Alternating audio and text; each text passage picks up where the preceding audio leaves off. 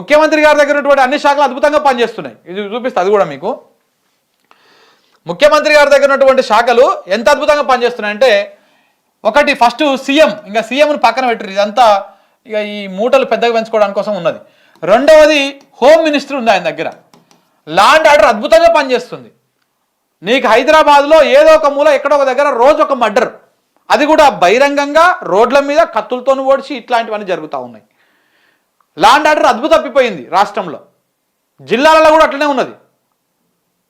పూర్తి స్థాయిలో విఫలమైపోయింది రాష్ట్ర పోలీసు వ్యవస్థ, నేరాలను అరికట్టలేకపోతా ఉన్నది.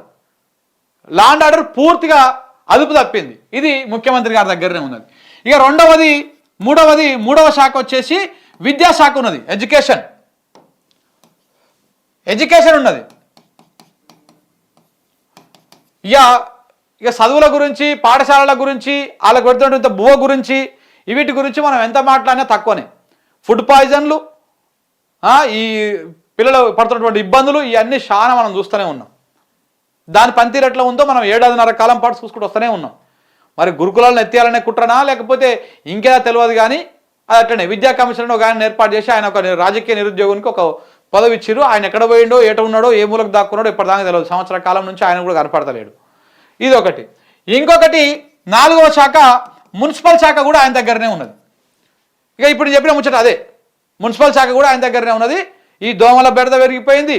ట్యాక్సులు మాత్రం టైంకి వచ్చి వసూలు చేసుకొని పోతారు. మొన్న కూడా వచ్చి వసూలు చేసుకొని పోయారు 10,000 ఇంటింటికి. సంవత్సరం పెండింగ్ ఉంది, 6 నెలలు పెండింగ్ ఉంది అని చెప్పేసి ట్యాక్సులు మంచి వసూలు చేస్తున్నారు. ఈ దోమలకు సంబంధించిన ఏది కూడా పట్టించుకోవట్లేరు. ఈ రకంగా ఉందన్నమాట.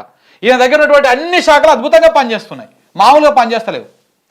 మరి ఇది ముఖ్యమంత్రి గారి పనితీరుకు ఆయన చెప్తున్నట్టు కాదు, పొద్దుగా లేస్తారు అది ప్రజాపాలన నా లొటపీస్ పాలన అని.